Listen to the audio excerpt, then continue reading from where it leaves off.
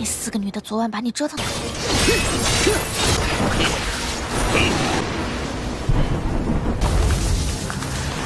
命来！密宝也要杀了你的神魂！太慢了，可就要被发现了。死得好啊！你我都是要成亲的人了。当年你媚骨残缺，本圣子也并非有意责。密宝的消息，我明日就会。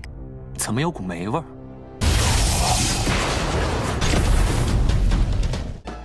Halo guys, balik lagi bersama Mimin from Zero.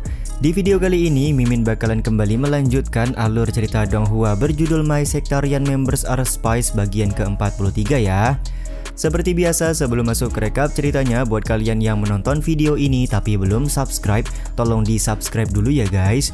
Dan jangan lupa nyalain lonceng biar nggak ketinggalan update terbaru dari channel From Zero. Playlist untuk Donghua ini juga udah tersedia bagi kalian yang baru aja bergabung dan belum nonton episode sebelumnya ya. Ya udah deh, nggak usah berlama-lama lagi, langsung saja kita ke rekap ceritanya guys.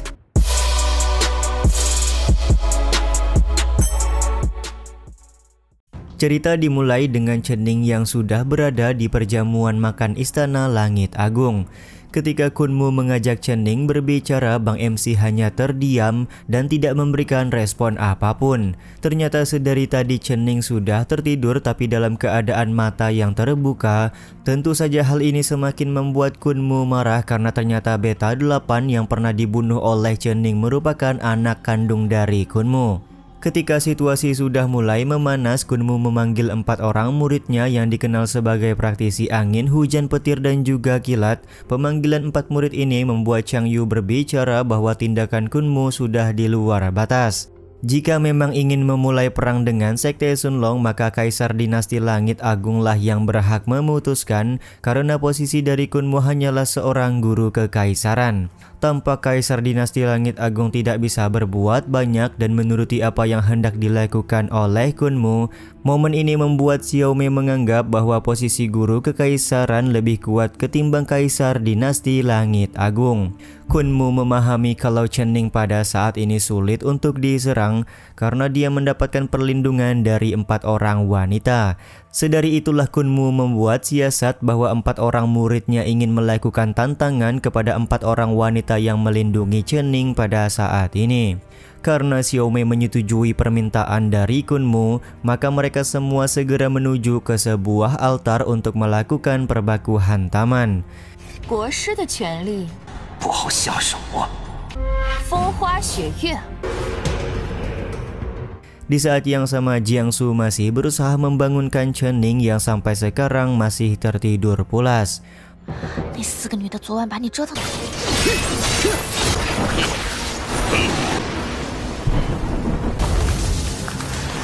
Pada saat perbakuhan taman 4 lawan 4 sedang berlangsung, Kunmu merencanakan penyerangan kepada Chening. Tapi Chening malah terbangun dari tidur dan melihat saat ini sedang terjadi perbakuhan taman di hadapan matanya. Tanpa banyak basa-basi, Kunmu langsung berniat melakukan penyerangan untuk membalaskan dendam anaknya. Ternyata Kunmu menggunakan kekuatan jiwanya untuk masuk ke dalam lautan kesadaran dari Bang MC kita. 命来！ 密宝也要杀了你的神魂！太慢了，可就要被发现了。 Di dalam lautan kesadarannya, Chening sama sekali tidak melakukan perlawanan ketika Kunmu melakukan serangan. Sementara itu Jiangsu terbangun dari tidur dan menyadari kalau saat ini Chening sedang bertarung melawan Kunmu di dalam lautan kesadaran. Tapi ketika Jiangsu berusaha masuk ke dalam lautan kesadaran, dia tidak berhasil menemukan apapun termasuk Bang MC kita. Ternyata Chening sebelumnya sengaja menerima serangan dari Kunmu untuk membawa Kunmu masuk ke dalam lautan kesadaran tersembunyi. Lautan kesadaran tersembunyi ini bahkan tidak diketahui oleh Jiangsu. Chening memberitahukan bahwa Kunmu adalah orang pertama yang dia bawa masuk ke dalam lautan kesadaran ini. Tentu saja hal ini membuat Kunmu langsung ketakutan dan meminta Chening untuk segera mengeluarkannya pada saat ini. 这里就是我的识海啊！ 求你放我出去！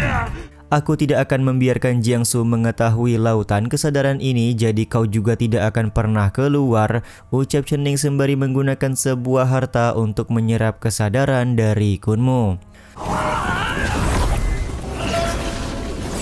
Sementara itu di luar, 4 murid dari Kunmu berhasil dikalahkan oleh 4 pelindung wanita yang dimiliki oleh Chening. Di saat yang bersamaan tubuh Kunmu juga langsung terbaring tidak berdaya karena kesadarannya sudah berhasil dibunuh oleh King Chening kita. Melihat kematian dari guru kekaisaran tentu saja membuat Kaisar Dinasti Langit Agung menjadi bahagia dan senang. Setelah sekian lama Kaisar dikekang oleh Kunmu, akhirnya hari ini dia bisa terbebas.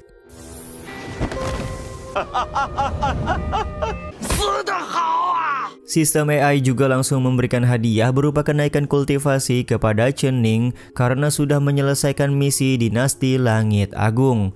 Sementara itu Jiangsu bertanya-tanya kemanakah perginya Chening padahal ada peringatan bahaya yang diberikan oleh sistem. Chening pun memberitahukan bahwa dia sudah berhasil mengalahkan Kunmu sebelum Jiangsu masuk ke dalam lautan kesadarannya. Jadi hal tersebutlah yang menyebabkan Jiangsu tidak bisa menemukan siapapun. Di saat yang sama Kaisar Dinasti Langit Agung berterima kasih kepada Chening karena dia berhasil membunuh Kunmu. Bahkan di sini Kaisar bersedia menjadi bawahan dari Chening serta Dinasti Langit Agung akan bergabung bersama dengan Sekte Sunlong.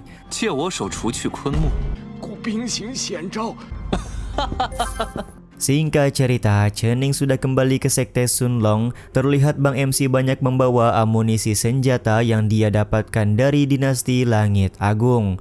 Chening pun lekas meminta Han Zhuang untuk segera mendata amunisi yang dia bawa hari ini. Dia juga mengungkapkan bahwa semua amunisi yang berhasil didapatkan dari Dinasti Langit Agung akan menjadi hak dari Sekte Sunlong. Sedikitpun Chening tidak akan pernah mengambil amunisi tersebut. Keputusan Chening tentu saja semakin membuat Han Zhuang yakin kalau Chening benar-benar sudah mengabdikan diri kepada Sekte Sunlong sepenuhnya.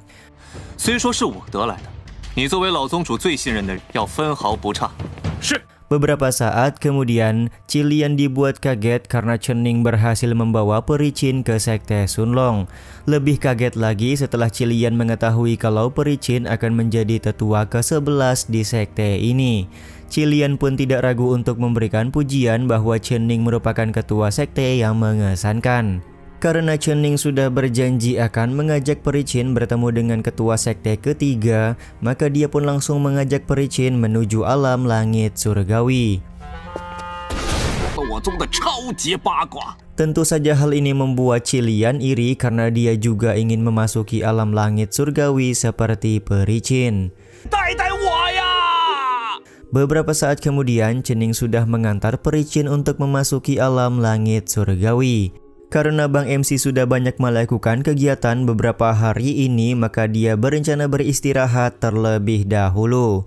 Akan tetapi tiba-tiba saja sistem memberikan sebuah misi yang meminta Chening untuk membunuh anggota klan iblis. Misi ini tentu saja membuat Chening dan Jiangsu bingung karena anggota klan iblis di Sekte Sunlong hanyalah Xiaomei seorang. Sejenak Chening pun hanya terdiam dan memahami sesuatu pasti akan datang ke Sekte Sunlong.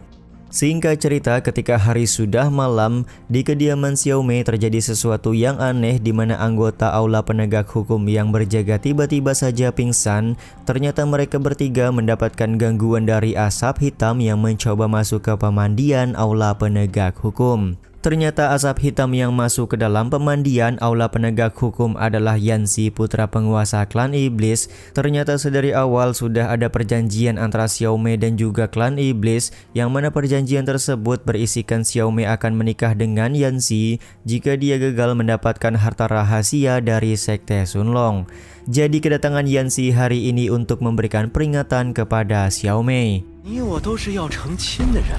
当年你媚骨残缺，本圣子也并非有意责。密宝的消息，我明日就会。 Yanxi juga kembali mengingatkan bahwa Xiaomei hanyalah seorang anak adopsi dari ayahnya, jadi dia harus memberikan alasan yang tepat kenapa sampai sekarang belum bisa mendapatkan harta rahasia dari Sekte Sunlong. Karena Xiaomei tidak bisa memberikan laporan tentang harta rahasia tersebut, maka Yanxi meminta agar Xiaomei melayaninya malam ini. Terlihat Yanxi juga tidak ragu menggunakan racun ularnya untuk membuat Xiaomei tidak berdaya. Masih cukup beruntung Chen Ning datang di waktu yang tepat dan membuat Yanxi langsung melepaskan Xiao Mei. Karena Yanxi mencoba untuk bersembunyi, maka Chen Ning menggunakan kekuatannya untuk menghidupkan lilin guna membakar tubuh dari Yanxi.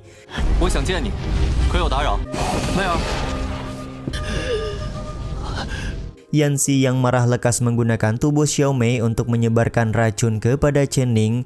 Alih-alih berhasil meracuni Chen Ning, Xiao Mei malah terbebas dari racun setelah Chen Ning meminumkan sebuah anggur obat.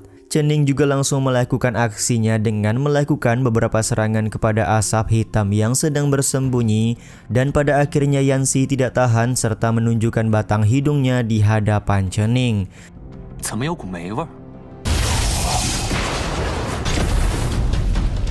Dia pun langsung marah-marah dan mencoba melakukan serangan kepada Bang MC, tapi serangan dari Yanxi berhasil ditahan dengan mudah serta Chen Ning juga mampu untuk melakukan serangan balik.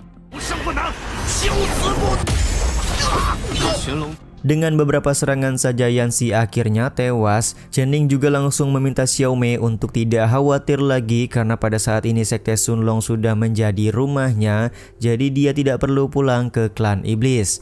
Pelukan hangat langsung diberikan oleh Xiao Mei sebagai rasa terima kasih karena Chen Ning sudah memberikan bantuan kepadanya. Scene ini juga sekaligus menutup episode kali ini ya guys. Ya udah deh, sampai di sini dulu aja video kali ini. Mohon maaf jika masih banyak kekurangan dan kesalahan dalam penyampaian kata-kata ya. Terima kasih untuk kalian yang udah pada nonton dan jangan lupa subscribe serta nyalain loncengnya ya guys. Mimin selaku penulis narasi, tukang voice over dan tukang edit video pamit undur diri. Salam hangat, see you in the next video. Bye bye guys, see you next week.